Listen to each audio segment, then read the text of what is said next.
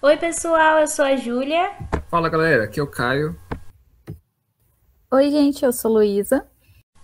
E hoje nós veremos mecânica dos fluidos e hidrostática. Na aula de hoje veremos sobre os fluidos, exemplos desses fluidos, hidrostática e hidrodinâmica, equilíbrio estático e equilíbrio dinâmico e principais características desses fluidos. E para iniciarmos, pessoal, a gente precisa saber primeiramente o que é um fluido.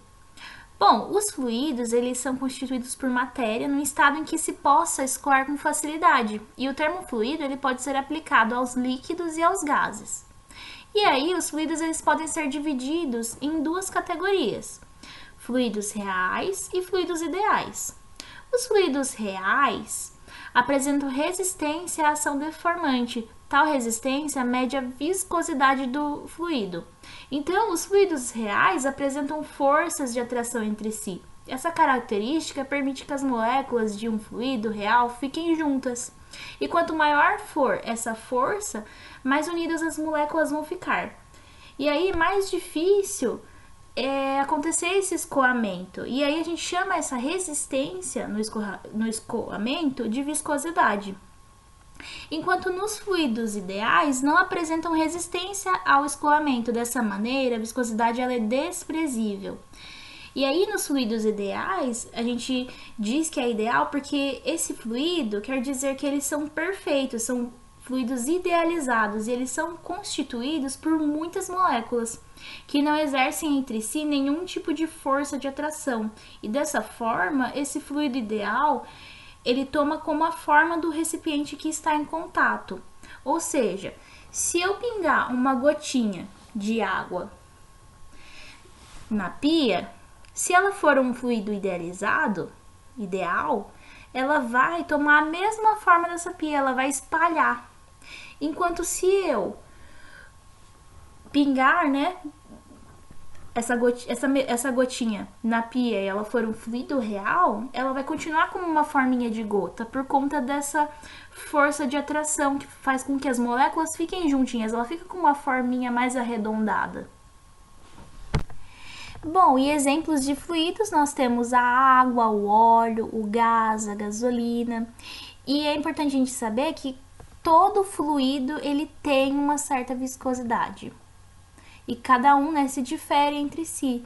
E o gás, ele é um fluido que ele está mais espalhado. E o fluido não possui uma forma própria.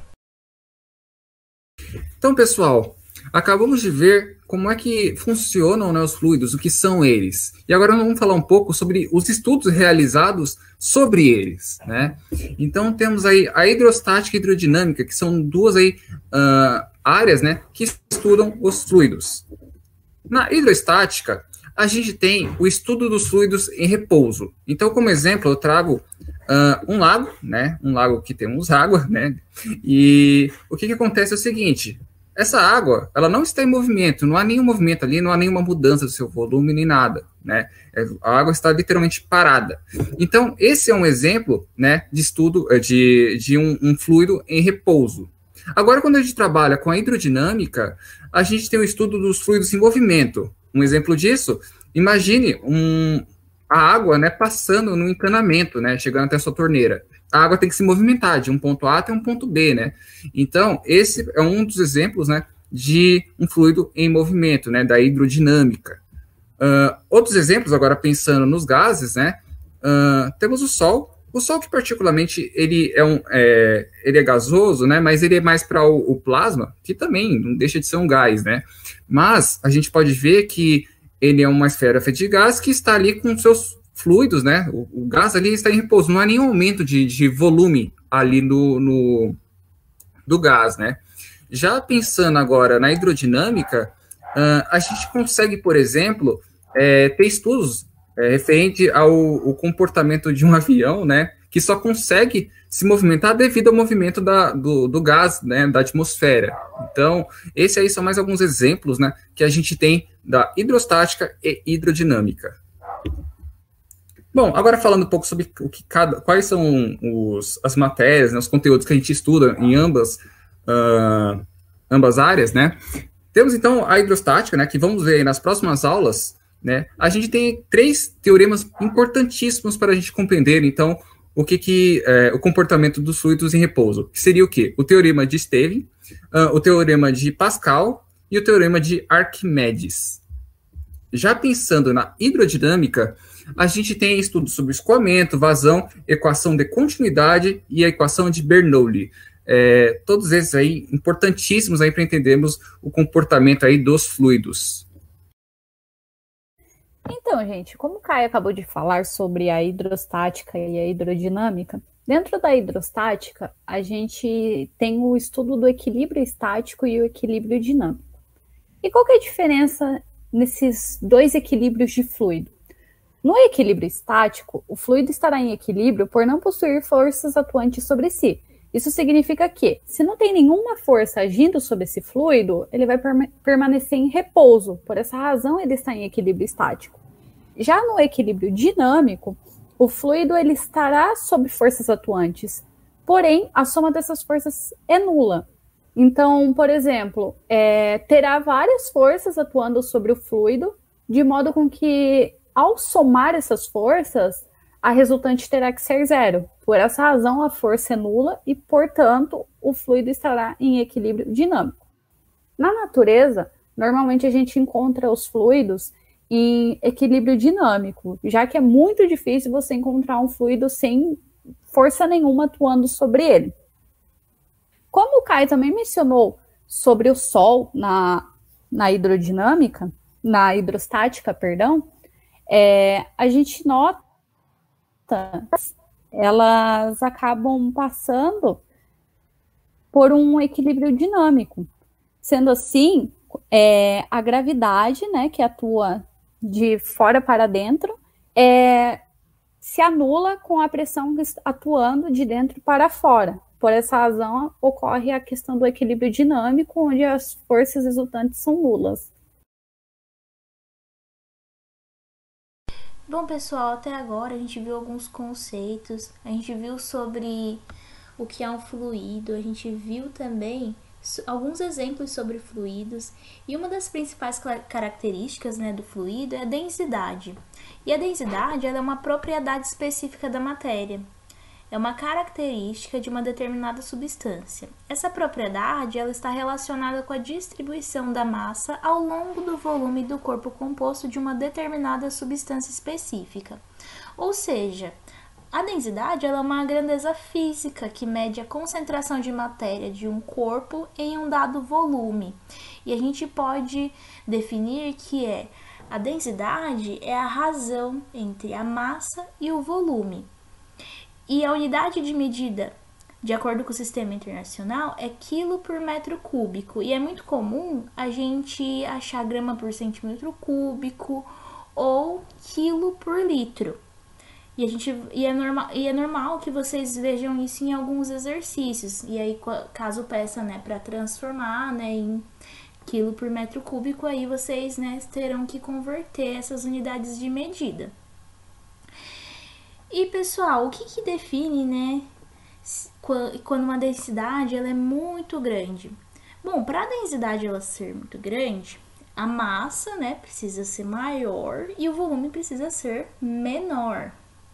E para ser uma densidade pequena, a massa ela deve ser pequena e o volume tem que ser muito maior.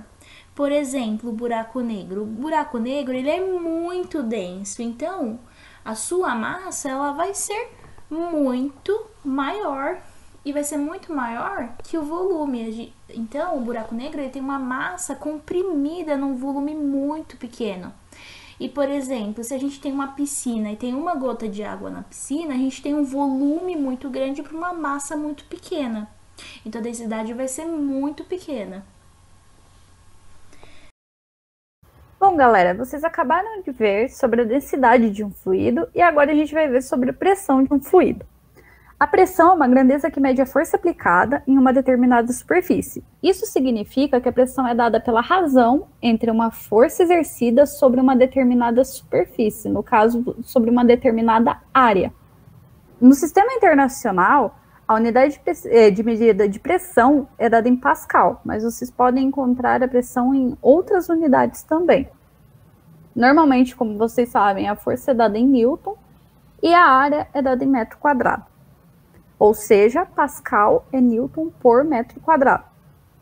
Normalmente, no dia a dia, vocês acabam encontrando a pressão, né, em várias ocasiões. E aqui estão dois exemplos, né, que são para ver a calibrar os pneus de automóveis, né?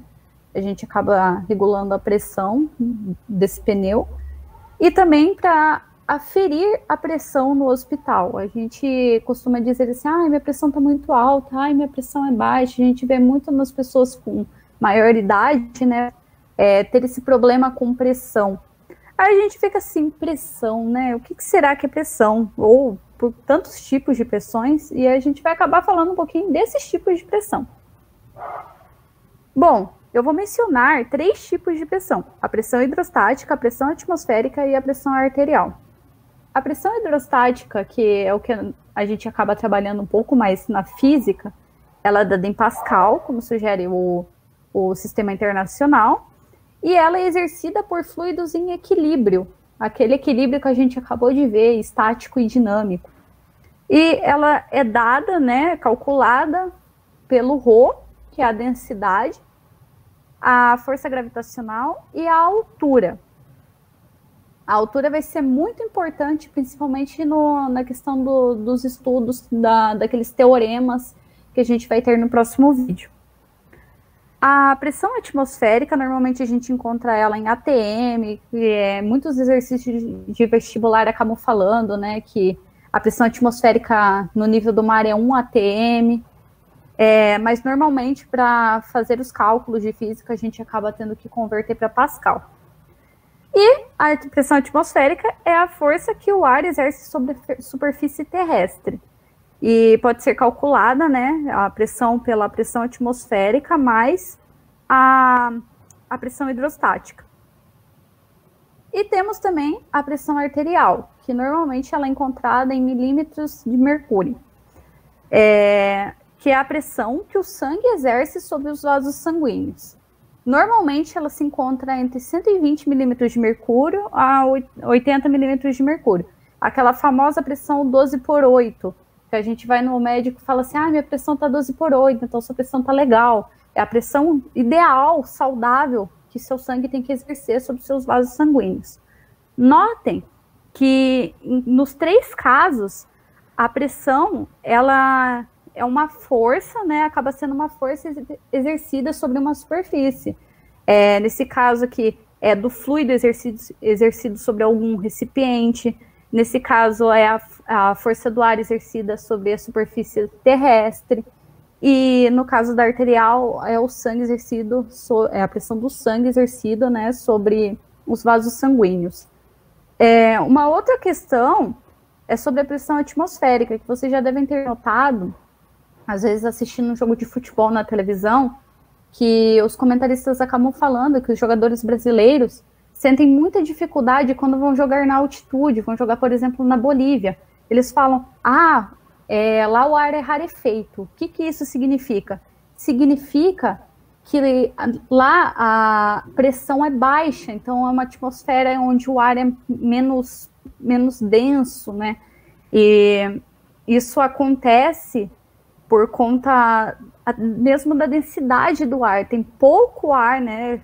Tem pouco ar naquela superfície, quando comparado com o nível do mar.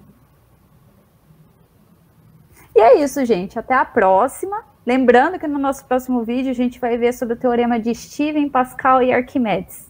Muito obrigada. Muito obrigada, pessoal. Muito obrigado, pessoal. Até a próxima.